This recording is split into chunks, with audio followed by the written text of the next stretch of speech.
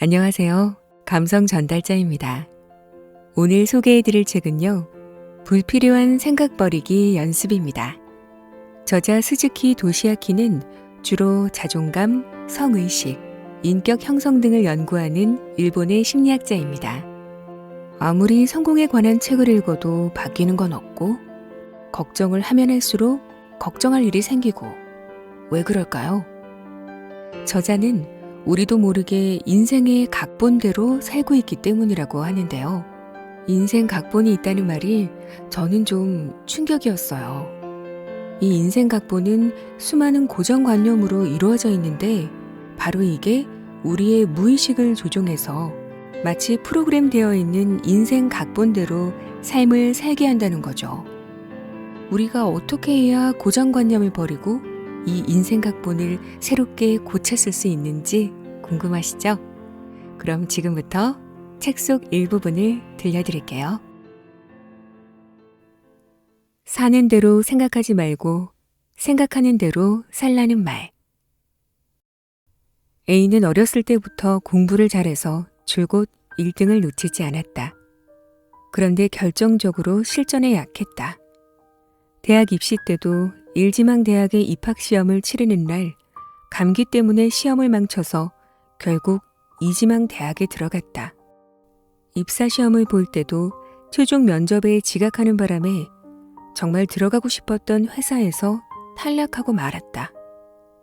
일을 할 때도 마무리가 좋지 않다는 말을 자주 들었고 프레젠테이션을 할 때면 잘 진행되다가 마지막에 꼭 실수를 하곤 했다. A는 자신이 운이 없다고 생각한다. 항상 잘 되다가도 마지막에 틀어져 결과가 안 좋은 것은 그런 운명을 타고났기 때문이라고 여긴다. 왜 항상 마지막에 일이 어그러지는 것일까? A가 정말로 운이 나쁜 걸까? 마무리를 못하는 성격 탓일까? 그렇지 않다. A는 결정적인 순간에 일이 어그러진다라는 인생 각본을 스스로 쓰고 그 각본대로 살고 있을 뿐이다. 입으로는 성공하고 싶다, 일이 잘 됐으면 좋겠다 라고 말하지만 결국은 각본에 맞춰 살고 있는 것이다. B는 어렸을 때부터 성실하고 얌전한 성격이었다. 대학을 졸업한 후 대기업에 취직했고 좋은 직장을 다니는 남편을 만나 결혼했다. 결혼하면서 직장은 그만뒀고 아이를 키우며 행복하게 살고 있었다. 그러던 어느 날 B의 불륜 사실이 발각됐다. 남편과는 매일 싸우다가 이혼했고 친권 문제로 재판까지 갔는데 아이들은 남편에게 빼앗기고 말았다. 행복했던 가정이 한순간에 무너졌다. 주위 사람들 모두 그렇게 성실하고 얌전한 B가 왜? 라며 충격을 감추지 못했다. B는 왜 스스로 행복을 무너뜨리는 행동을 했을까? 가정에 불만이 있어서였을까? 남편보다 더 이상적인 남자가 나타났기 때문일까? 그렇지 않다. 이 역시 각본의 결과물이다. 인생의 각본이 그녀를 불륜으로 내몰았고 가정을 무너뜨리게 한 것이다. B의 이혼이 우연이 아니라 필연이었다는 말을 들으면 다들 이렇게 말할 것이다. 자기가 각본을 쓸 수 있다면 누구든 돈도 많이 벌고 행복하게 사는 각본을 쓰지 인생을 구렁텅이에 빠뜨리는 각본을 쓰겠어? 그러나 사람은 자기도 모르는 사이에 각본을 쓴다. 그리고 그 각본대로 살아간다. 우울함과 불행으로 가득한 각본을 쓴 사람은 안타깝게도 그런 인생을 살 수밖에 없다. 조금 위협적으로 들렸을지 모르지만 그렇게 사람을 속박하는 인생 각본이란 도대체 무엇일까? 인생 각본이란 교류 분석 이론으로 유명한 정신과 의사 에릭 번이 제창한 심리적 프로그램을 말한다. 당연한 얘기지만 인생 각본이라고 해서 실제로 각본을 쓰는 것은 아니다. 심층 심리에서 무의식적으로 각본이 쓰인다는 의미다. 인간은 다양한 체험을 통해 느낀 점을 바탕으로 나는 분명 이런 인생을 살 것이다 라는 각본을 쓴다. 그것도 무의식 상태에서 자신이 전혀 깨닫지 못한 채 말이다. 그리고 그 각본에 따라 인생을 살아간다. 사람은 자신에 대해 어떤 생각이나 신념을 갖게 되면 무의식적으로 그에 맞는 행동을 하게 되며 결국 그 신념은 현실이 된다. 이를 심리학에서는 자기 성취적 예언이라고 한다. 혈액형이 A인 사람은 이런 성격이다 라는 말을 들으면 그에 맞게 행동해 성격 특성을 증명한다. 이런 것들이 자기 성취적 예언 현상이다. 인생 각본은 한마디로 인생 예언서다. 모든 사람이 자기도 모르는 사이에 예언서에 따라 움직인다. 요컨대 나는 운이 나쁘다라고 생각하는 사람은 그런 각본을, 나는 운이 좋다라고 생각하는 사람은 그런 각본을 스스로 쓰는 셈이다. 항상 성공한다라고 생각하는 사람은 그런 각본을, 결정적 순간에 일이 어그러진다라고 생각하는 사람은 그런 각본을 쓴 것이다. 실제로 운이 나쁘거나 우연히 일이 잘못되는 것이 아니라 모든 것은 스스로 만들어낸 스토리에 지나지 않는다. 어렸을 때 만들어지는 인생 각본. 인생 각본은 주로 7, 8세의 유년기에 만들어진다. 커서 훌륭한 어른이 돼야 한다와 같은 부모의 훈육이나 너는 주의가 산만해와 같은 주변의 평가, 그 밖의 학교 교육 등을 통해서다. 학창시절 개성 강한 캐릭터를 가진 친구들이 있었을 것이다.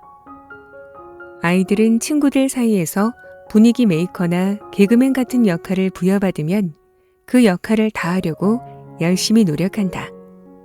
말이나 행동을 주어진 캐릭터에 맞춰 바꿔나간다. 괴롭힘을 당하는 아이를 예로 들자면 이들 역시 대체로 어렸을 때부터 괴롭힘을 당해왔을 가능성이 높다. 무의식 중에 주위 환경에 맞는 캐릭터를 연기하는 것이다.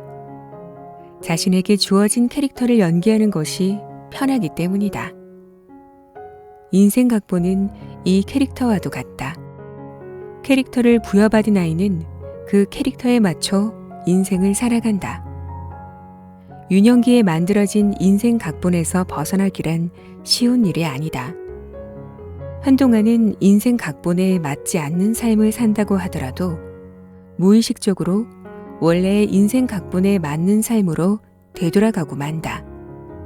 인생 각본은 그만큼 강력하다. 예를 들어 앞서 소개한 A는 유년기에 어떤 일을 잘했어도 칭찬받지 못했던 경험을 통해 내가 하는 일은 잘 되면 안 돼 라는 인생 각본을 썼을 가능성이 있다. 그래서 잘 되면 오히려 불안해진다. 불륜을 저지른 B는 유년기에 가정 환경이 불우해서 나는 행복한 가정을 가질 수 없고 가족에게 사랑받지도 못해 라는 인생 각본을 썼을 가능성이 있다. 그래서 기껏 행복한 가정을 갖게 됐지만 자기 삶이 아니라는 불안을 떨칠 수 없었고 스스로 행복을 무너뜨리는 행동을 함으로써 원래의 각본으로 돌아간 것이다. 그녀가 진짜 평안을 얻으려면 인생 각본의 존재를 깨닫고 새롭게 다시 써야만 한다. 각본이 인생에 도움이 된다면 크게 문제가 없다. 하지만 만약 인생을 불행으로 몰고 가는 각본이라면 시간이 걸리더라도 고쳐 써야 한다. 과연 인생 각본은 고쳐 쓸 수 있는 것일까? 물론 매우 견고함으로 쉬운 일은 아니다. 그러나 이것은 인생 각본이 꾸민 일이다라고 인식하는 것만으로도 큰 효과가 있다. 다시 말해, 각본에 완전히 지배당하지 않고 한 발 물러나 이것은 각본일 뿐이다라는 냉정한 자세를 가질 수만 있어도 큰 효과가 있다. 실패와 불행 또는 성공과 행복이 반복되는 이유가 운이 아니라 각본 때문임을 깨닫는 것만으로도 인생을 스스로 이끌어갈 여유를 가질 수 있다. 인생 각본이라는 존재를 알면 어차피 나는 성공하지 못해, 어차피 나는 인기가 없어 등 운명이라고 생각하고 포기했던 일들에 더 적극적으로 도전해 볼 수 있다.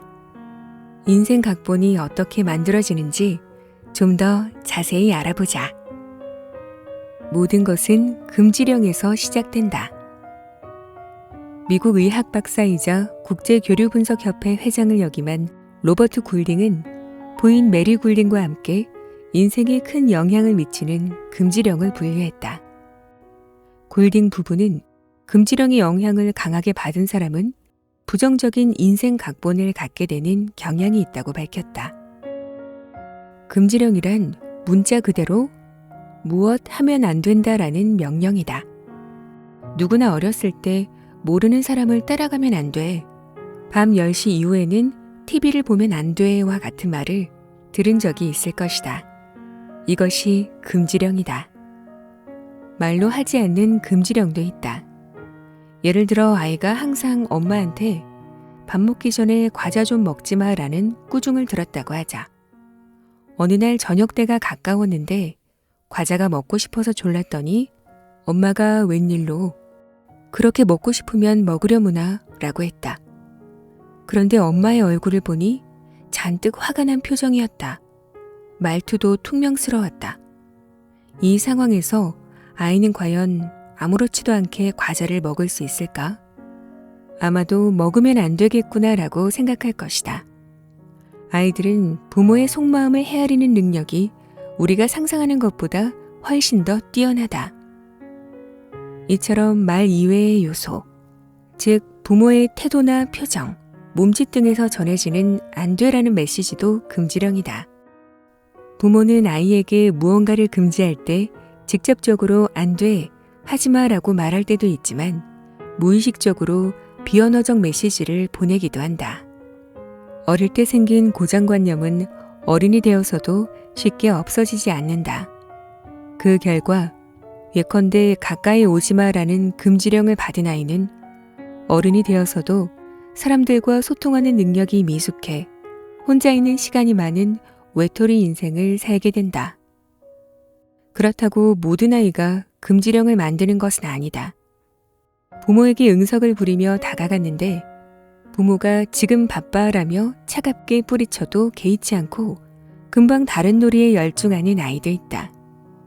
인지 방법은 사람마다 다르기 때문에 부모의 행동을 아이가 받아들이는 양상 역시 다양하다는 점을 미리 말해두고자 한다. 지금부터 굴딩 부부가 분류한 13가지 금지령을 소개한다.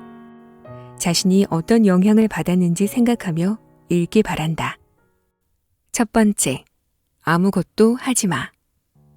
부모가 엄하거나 반대로 과보호를 하는 사람이어서 사소한 것까지 간섭하는 가정에서 발생하기 쉬운 금지령이다. 나무에 오르면 위험하니까 그만둬. 쟤하고 놀지 마. 다칠 수 있으니까 축구는 안 돼. 와 같이 행동을 제약받을 때마다 아이는 나는 아무것도 하지 않는 게 낫다라는 금지령을 자기 안에 만들게 된다.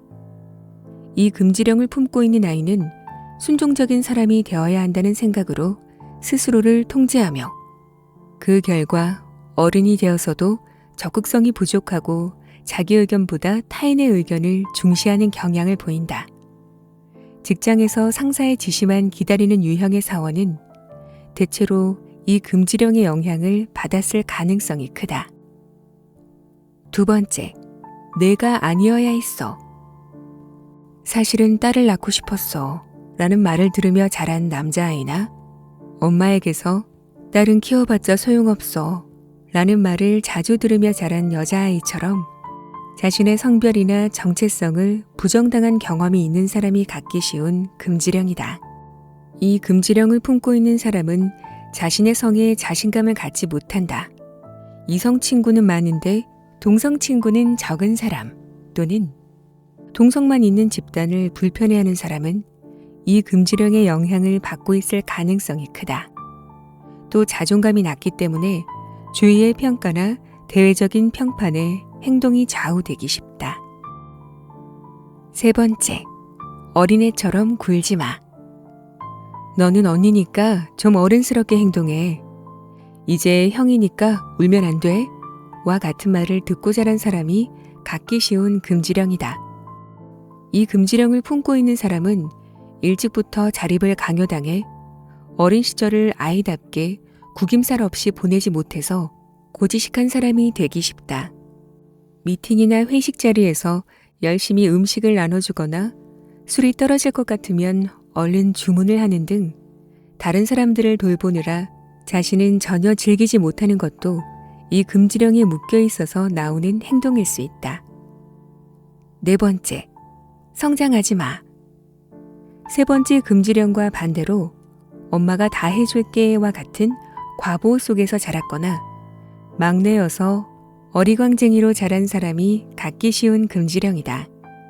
이 금지령을 품고 있는 사람은 계속 어린아이로 있으려면 아무것도 못하는 게 낫다라고 생각한다. 이른바 마마보이가 여기에 해당한다. 다섯 번째, 느끼지 마. 넘어져 아파서 울고 있는데 부모에게 무시당하거나 참아라며 억압당한, 그래서 자신의 욕구나 감정을 솔직하게 드러내지 못했던 사람이 갖기 쉬운 금지령이다. 이 금지령을 품고 있는 사람은 감정을 억누르는 게 버릇이 되어 매사에 무관심하고 감동을 느끼지 못한다. 울거나 화를 내는 일이 없는 사람, 목소리에 억양이 없고 표정이 단조로운 사람은 이 금지령의 영향을 받고 있을 가능성이 있다. 여섯 번째, 생각하지 마. 세상에는 말대꾸하지 마. 잠자코 듣기나 해라고 자녀에게 소리치는 등 위압적으로 양육하는 부모가 적지 않다. 늘 신경질적으로 말하거나 짜증을 내는 부모 밑에서 자라면 이런 금지령이 생기기 쉽다. 이런 금지령은 스스로 생각하기를 포기하게 한다. 이 금지령을 품고 있는 사람은 논리적으로 생각하거나 냉정하게 판단하지 못하는 경향이 있다. 일곱 번째, 가까이 오지 마. 그 정도도 혼자서 해결하지 못하니 조용히 있어 와 같이 부모와 거리감이 있거나 살을 맞대고 가깝게 지낼 기회가 적었던 사람이 갖기 쉬운 금지령이다. 이런 금지령을 품고 있으면 부모와 대화를 나누거나 자신의 기분을 부모에게 쉽게 말하지 못한다. 그리고 어른이 되어서도 자신의 생활이나 속마음을 주변에 털어놓지 못한다. 마음에 들지 않는 일이 있어도 내가 참으면 돼 라고 생각하는 사람은 이 금지령의 영향을 받고 있다고 할 수 있다. 여덟 번째, 성공하지 마. 잘했을 때 칭찬을 받지 못하는 반면 실패했을 때는 위로와 격려를 받는 경험이 반복되면 성공하지 마라는 금지령이 자리 잡기 쉽다. 부모가 성공에 관심을 보이지 않고 실패에만 관심을 보이면 아이는 성공해선 안 되는구나 라고 생각하게 된다. 또 부모에게 너는 꼭 중요한 순간에 일을 망치는구나 라는 한숨 섞인 탄식을 자주 듣고 자란 아이들도 나는 성공할 수 없는 인간이구나 라는 왜곡된 믿음을 품게 된다.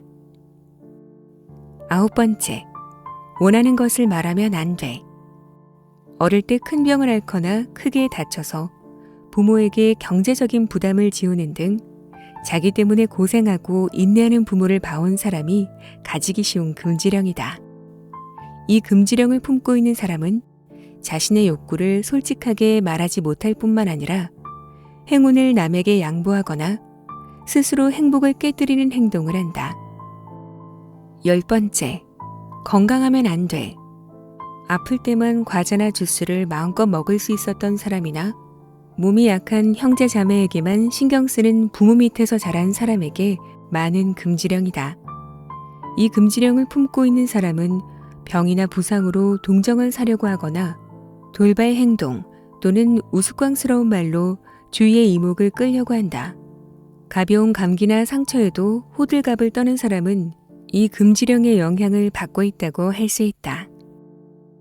11번째, 중요한 사람이 돼선 안 돼. 시험에서 좋은 점수를 받았을 때나 선생님께 칭찬을 들었을 때 아이는 기뻐서 그 사실을 부모님께 알린다. 그럴 때 부모의 반응이 뜨뜻미지근하면 아이는 자신이 인정받지 못했다고 느껴 마음에 상처를 입는다.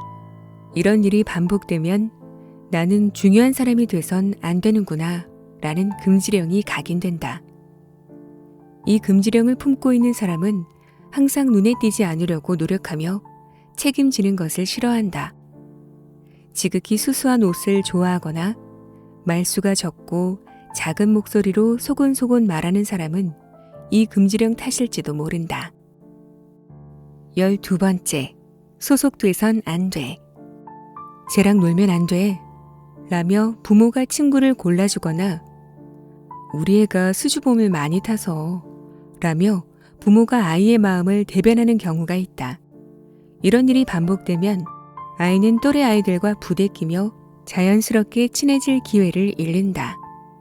이 금지령을 품고 있는 사람은 직장이나 자신이 속한 그룹에 녹아들지 못하고 혼자 행동하는 일이 많다. 13번째, 존재하지 마. 아마도 가장 괴로운 금지령일 것이다. 어렸을 때 학대를 받았거나 너만 없었으면 이혼했을 텐데 라며 부모에게 불행의 원인으로 지목받은 아이는 이 금지령을 가슴에 새기게 된다. 나는 존재해서는 안 된다라는 고정관념 탓에 자기 몸과 목숨을 소중히 여기지 못하게 된다. 술이나 약물 등에 의존하는 사람은 이 금지령의 영향을 받고 있을 가능성이 아주 크다.